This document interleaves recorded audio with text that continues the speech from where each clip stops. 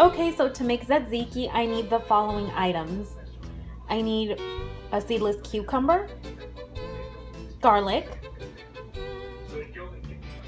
olive oil, Greek yogurt, salt, dill, and black pepper. So here in my household, because there's only 2 of us, I'm going to only use half of the seedless. The next thing I'm going to do is I am going to grate the seedless cucumber. The reason I use a seedless cucumber is because you can use a regular cucumber, but the seedless has less water in it. And one of the things that we're going to have to do is once we grate it, we're going to have to drain out all the water. So you're going to grab one of these little drainer things, and we're going to just press and drain out all the water once we actually grate it. Now what you can go ahead and do is you can go ahead and peel off all of the green on the outside. The only reason that I keep it is because I love the green coloring that it gives it when you mix it up with the Greek yogurt. I'm not going to peel it, but if you want to go ahead and peel it, you can go ahead and do that. What some people do though is they'll go ahead and peel some of it just to have some of the green, and then leave a couple to at least have some of the coloring. Now that my cucumber has been completely drained, the next thing I'm going to do is add the garlic. Now, if you're not big on garlic, if you're going to make the amount that I'm making, I recommend you just use 1 little clove. Here in this household, we write poetry to garlic. We are not vampires in this house because we love garlic, so I'm going to go ahead and add these 3. But if you're not a big fan, just add 1. And all I'm really going to do is put the garlic in this presser, which as you can see, it's in here. And then I'm just going to cut each and every one of them and then scrape out what comes out. So now that I've added the garlic, I'm going to go ahead and add Greek yogurt. This isn't the brand I always use. There's a different one. But I found this one in Target. This is a Simply Balanced Greek yogurt, plain. I'll see how this one tastes. Now, in the household, there's only 2 of us. But I normally make tzatziki enough to last for about 3 days.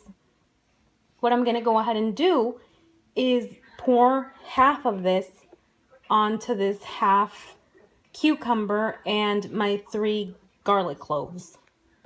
So now that half of it is in my bowl, I'm going to go ahead and mix it up because all of it was left on the bottom. So let's go ahead and mix up this sucker. So I've been mixing this up, and this is what it should look like right now. The next thing I'm going to add is olive oil. This olive oil is my favorite. I love this olive oil. I love it so much. But the olive oil that's in here is not this brand. So once this ran out, I went ahead and I poured another brand into it, so it's not going to be this one. But this one's my absolute favorite. My sister, she's not a big fan of it. So I guess it's just preference, but this one is my favorite extra virgin olive oil. But what I'm going to go ahead and do, just to show you how much I'm going to add, I don't measure, so I can't really tell you put this amount. All I know is that when I do it, I add about that much. Now I'm going to add dill. What I do is I sprinkle it on the top. I love dill, so what I do is I sprinkle it. I mix it all up, and once I'm done, I re-sprinkle it again. So it's really up to you how much of a fan of dill weed you are. You can do it my way, or you can just add it this one time, mix it, and that's it. But this is pretty much how much I add the first time. I mix it, and then I add more. Not a big fan of pepper. Pepper doesn't really get much love here. I don't like spicy food, so I don't really add a lot. But pepper is the next step. So the final step is adding salt to taste. This isn't really popcorn salt. I just ran out of the popcorn salt that was in here.